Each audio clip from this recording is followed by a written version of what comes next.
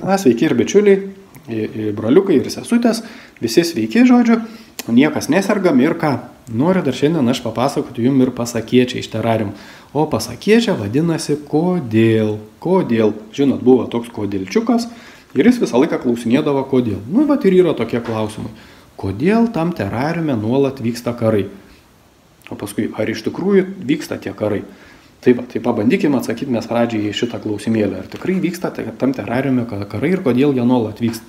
Nu tai pasižiūrėjus iš šono, galėtum pagalvoti, kad visi tie terariumo ten gyventojai yra visiškai išprotėję, žodžiu, ir tik tais laukia progos, kada tik tai galėtų pakariauti vienas su kitu ir, žodžiu, pasižudyti, ten pasikapoti vienas kitą, pagriauti, ten sugadinti viską ir panašiai. Nu, ar iš tikrųjų ten tokie tie gyventojai visi ir yra, netgi ir jeigu apie tos dundukus kalbant, aišku, kad kažkokia labai nedidelė dalis yra ir tokių dundukų maniakų, kurie galbūt jau ir norėtų kažkur tai ten pakariauti ar kažkaip tai išlieti savo tą dundukizmą, kitaip negaliu pavadinti, bet didžioji dauguma ar dundukų ar nedundukų, tai jie vis tiek nori gyventi taikiai, džiaugtis ir mėgautis tuo gyvenimu ir dėl tų gyventojų tai jokie karai niekada niekur nekiltų tam terariume. Bet žinoma, tuos karus visą laiką organizuoja būtent tie nevidono tarnai, kurie yra uzurpavę, kaip sakant, visą valdžią terariume. Jie ten yra sukūrę savo sistemą, hierarchinės struktūras visokias ir, aišku, tų struktūrų pagalba. Jie ten turi dar, aišku, prie tų struktūrų ir melagienų visas struktūras irgi hierarchinės ir panašiai. Ir jos ir tas melagienos priemonės dundukam plauna smegenis ir tai, suranda tas priežastis, dėl ko tiem dundukam reikia vieni kitiem pulti eiti ir naikinti kitas tas administracinės teritorijas. Tai jeigu ten, aišku, nebūtų tų nevidono tarnų ir jeigu jie nenorėtų taip dirbtinai, visi konfliktai, viskas yra daromi tik tais dirbtinai, visus jos organizuoja tos specialiosios tarnybos, sudaro visokius ten pretekstus, sakykime, tiem visokiem konfliktam po truputėlį jie auginami kaip nežinau, kaip bulvės kokios ten daržė ir laistomi tai visokie melagienom visokiom ir aišku išauga paskui jau į tą jau konfliktą, kurį jau įsako tas nevidono tarnas savo tiem dundukam, sako viskas dabar jūs eikit ten ir kariaukit. Nu, o tai kas iš tikrųjų, ar iš tikrųjų vyksta ten tie karai. Taigi karai terariume iš tikrųjų nevyksta. Terariume nėra įvykęs nei vienas tikras karas.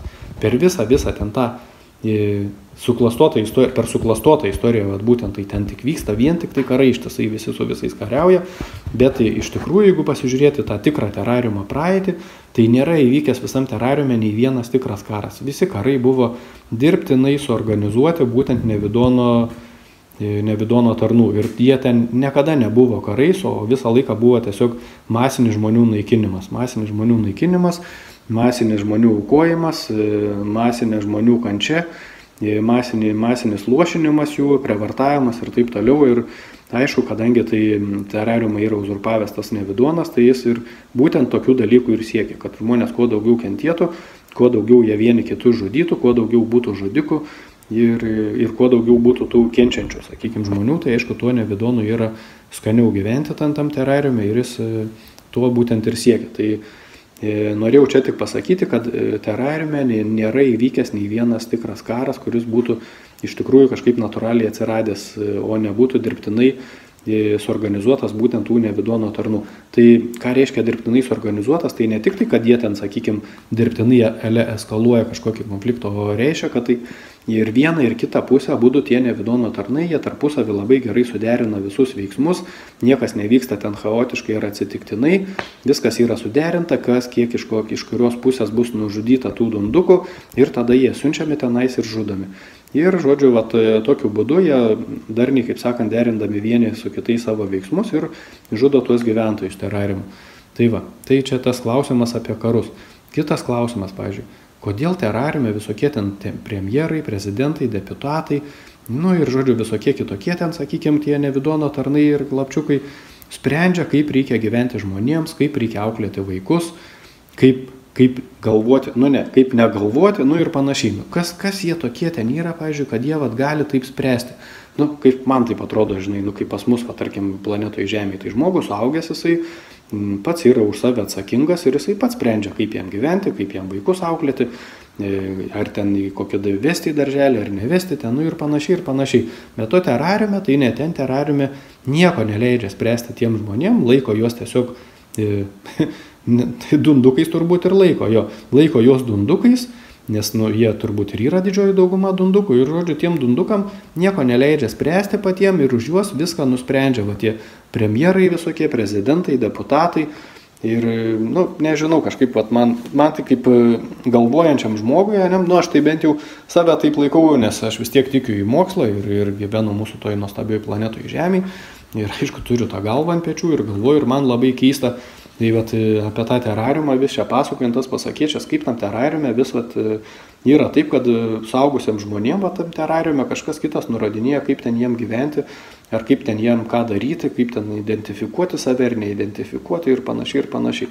Nu, nežinau, tai turbūt kada nors gal jeigu tam terariume žmonės suaugs ir pasidarys savarankiškai iš tikrųjų ir pradės galvoti iš tikrųjų patys, tai galbūt tai vat, ir baigsis tokie dalykai ir už juos niekas tada kitas nespręs, o jie patys spręs. Arba atvirkščiai gali būti, kai žmonės pradės spręsti patys, tai jiem niekas ir nieko nebenurodinės, nes tiesiog nebus kam nurodinėti, nes nebus klausančių tų nurodymų, nes nurodymus dažniausiai kas klauso, tai vaikai klauso savo tėvų nurodymų, o tie premjerai ar kažkas, tai jie nėra nei tėvai, nei seneliai, nei prezidentai yra kažkokie jūsų tėvai, nu ne jūsų, o tų terariumo, sakykime, žmonių tėvai ar kažkokie ten seneliai, kad jų reikėtų klausyti ir vykdyti jų kažkokius tai nurodymus.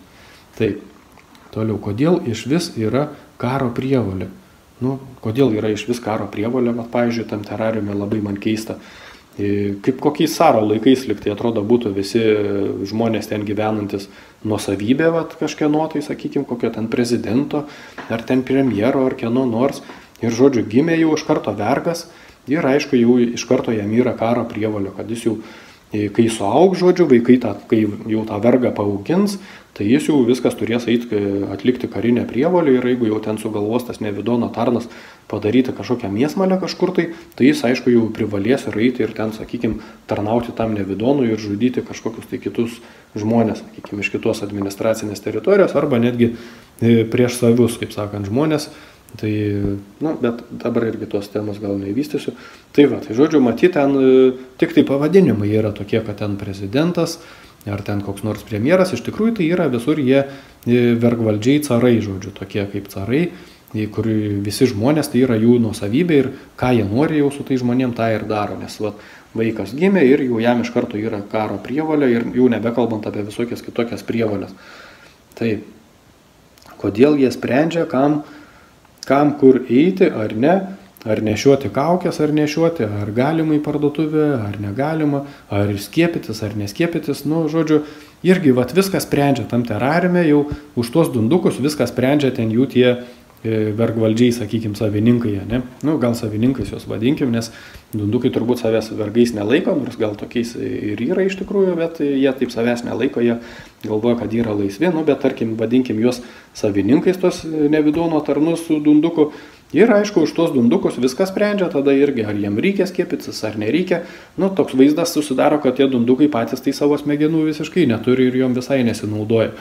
Tai galbūt, kada jau pradės tie dundukai naudoti savo smegenim tam terariume, tai tada gal už juos niekas ir nebespręs, arba jeigu kad ir spręs, vis tiek tada kiekvienas žmogus darys taip, kaip jisai galvoja ir kaip jam atrodo, kad yra geriausia jam daryti, o ne tai, kaip jam kažkas tai nusprendė, sakykime, ar pasakė per melagienos priemonės. Tai va, kodėl mokytis mokykloje yra privaloma, vat, labai įdomu, čia visai kai bandoma pateikti, kad čia dundukam aišku pateikti, kad čia yra didžiulis pasiekimas, kad čia vaikam vat, duodamas ten nemokamas mokslas, nors iš tikrųjų tai iš to nemokamo mokslo gyvenime paskui tie vaikai užaugę, sakykime, irgi patampa dundukais ir netgi dundukais būdami jie to mokslo nieko nepanaudoja, praktiškai 99% tos informacijos, kur vaikam kiša 12 metų į galvas, tai jie nepanaudoja gyvenime, yra nereikalinga ta informacija pateikima. Nu, gal ten vienas kitas procentėlis truputėlį kažkur tai ir pasitaiko, nes tuose mokyklose nėra, kad 100% melas, yra, kaip čia sakykime, duodama ten, kur lengvai yra patikrinama, tai ten aišku duodama kažkokia tai tiesos gabaliukas, o paskui jau tuose vietose, kai tik tai prasideda truputį sudėtingesni dalykai, kuriuos nėra taip paprasta patikrinti, tai aišku jau prasideda visą laiką melas ir jau kai išmoksta skaityti ir rašyti ir skaičiuoti, sakykime, pagrindinius tokius paprastus dalykus, vaikas, tai mokyklos nauda ten toj vietoj ir pasibaigia. Daugiau prasideda tik tais visokių melagienų kišimas į galvą, tiesiog visokios propagandos kišimas į galvą tam vaikui ir jo psichiko žalojimas, sakyčiau, visą laiką. Tai vat kodėl privaloma, kodėl negalima, pavyzdžiui, patiems mokintis. Čia daug kas paprieštarautų, sakytų, taigi galima ten ir namuose mokintis ir kaip čia ir nuotoliniu būdu, ir netgi namų tas mokymas yra. Jo, pasakyčiau, kad yra tas namų mokymas tam terariume, bet pagal tą namų mokymą vis tiek turi atsiskaitinėti pagal tas Nevidono sukurtas programas, tai visas tas melagienas tada pats turi tam vaikui, tėvai turi sukišti tam vaikui į galvą, ne mokytojai. Aišku, tėvai, kada kiša į galvą, tas melagienas gali pasakyti, kad čia melagiena, bet tiesiog, kad praeitum, kad gautum tą popierėlį, tu turi atsiskaityti, sakykime, toj mokyklai. Tai turbūt nėra pats blogiausias variantas, bet kiek žinau, dabar kuo toliau, tuo labiau jau naikinama tą tėvų mokymą, o ateityje ir netgi paprastus mokytojus visus irgi išnaikins ir visus vaikus mokins jau tas vadinamas dirbtinis intelektas. Su intelektu ten nieko bendro neturi, tiesiog bus programėlė, kur viskas ten pagrindė testų pagrindu ir kur bus, sakykime, tiesiog klausimai, atsakymai, reikės kažką išzubrinti ir tas jau valiai intelektas vertins, ar teisinga langelė ten pažymėja. Tai kas čia toliau? Dar į darželį, pavyzdžiui, o kodėl į darželį yra privaloma vesti vaiką? Tai, čia daug kas susiginčytų, sakytų, kad čia socializacija yra, bet tai ta puikiai socializacija gali vykti ir visokiuose būreliuose vaiko kažkokiuose, kur gali vesti vaiką lavinti ir kieme, sakykime, su kažkokiais tai draugais, tas vaikas gali puikiai socializuotis ir taip toliau, ir tas darželis tai man į socializaciją visai yra nepanašus, o labiau panašus yra į muštraciją, sakykime, tų vaikų, o ne į kažkokį tai ten auklėjimą. Negaliu sakyti, yra tikrai galbūt ir pasišventusių tų darželio auklėtojų, bet kaip ir visur, tai visi tie pasišventę ir geri žmonės yra stumiami iš tos sistemos, kuo toliau, tuo greičiau, ir jeigu tokių dar ir yra dar vienas kitas, tai greitai nebeliks. Ir dar vienas, pavyzdžiui, irgi toks labai įdomus klausimas, kodėl, pavyzdžiui, ant savo žemės terariume nori pasistatyti namą ir turi gauti leidimą. Žemė, atrodo, nusiperki užsidirbtus pinigus, pats dirbė, gauni užsidirbi pinigus ir nusiperki žemės ir nori pasistatyti namą, bet ne, tu turi ten gauti leidimą, kad galėtum statyti ant savo žemės, tai gal tada ta žemė visai ne tavo yra. Jeigu tu ant jos negali statyti, aš jau nekalbu, kad ten ir kažką kitą nori padaryti, irgi turi gauti leidimą, ne? Tai žodžiu, nesvarbu, kad ta žemė ale kaip ir tavo, kurią tu nusipirkai, bet ant jos nieko pats tu negali daryti. Tada kitas klausimas, gerai, gauni leidimą statyti namui, bet dar ir tą namą turi suderinti, koks tas namas, irgi tu su Nevidono sistema, tu viską turi suderinti. Tai labai įdomu, kodėl čia taip yra. Į namą irgi liktai už savo pinigus žmogus jau liktai nori sustatytis, bet vis tiek ir turi gauti visokius ten suderinimus, kiekvieną kampą turi suderinti, kiekvieną langą, kiekvieną spalvą, žodžiu, viską turi suderinti. Ir labai keista, atrodo, kad tuos pinigus duotų tą sistemą, sakykime, tam žmogui, kad ir už tai tada jie taip kontroliuoja, sakykime. Tai man irgi labai įdomus klausimas, kodėl čia taip. Tai tas klausimas, aišku, iš karto suponuoja ir atsakymą tą esantį situaciją, kad terariume iš tikrųjų niekas nieko ir neturi realiai, nes nesvarbu, kad tu ten tuos pinigus išleidi, bet pinigai iš tikrųjų irgi yra ne tavo, yra valstybės. Nesvarbu, kad tu dirbai, kad tu juos gautum, bet vis tiek tai nėra tavo pinigai. Tai jeigu tu neturi savo pinigų, tai tu ir vadinasi ir nieko nenusiperki, o jeigu nieko ir nenusiperki, tai ir negali patapti tą žemę tavo ir ne veltui ten yra juk visur įrašyta, kad yra ne nuosavybė, o nuosavybės teisė.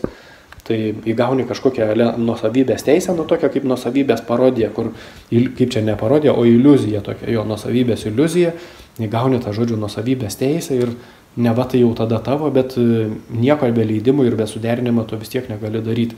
Tai žodžiu, tokie klausimai, aišku, tų klausimų tokių, kodėl tai yra begalės ten tam terariume, bet dabar gal keletą tokių pakelsiu. Jeigu jūs kažkokį klausimą turite, tai irgi galbūt būtų įdomu, kad parašytumėt, kokių dar yra įdomių tam klausimų tam terariume. Su savo antrininkais pabendraukit, nes kaip ir sakiau, tam terariume tai kiekvieno žmogaus antrininkas gyvena, žodžiu, ir kas kaip sugeba, sakykime, kas pasapnavęs, kas pameditavęs, žodžiu, gali pabendrauti su tuo savo antrininku ir pasiklausinėti, kokių dar yra tų klausimų tam terariume. Tai va tiek turbūt bus tokia pasakėčia apie kodėl tam terariume va yra kažkaip tai va taip, ir lauksiu jūsų komentarų, klausimėlių ir panašiai. Iki.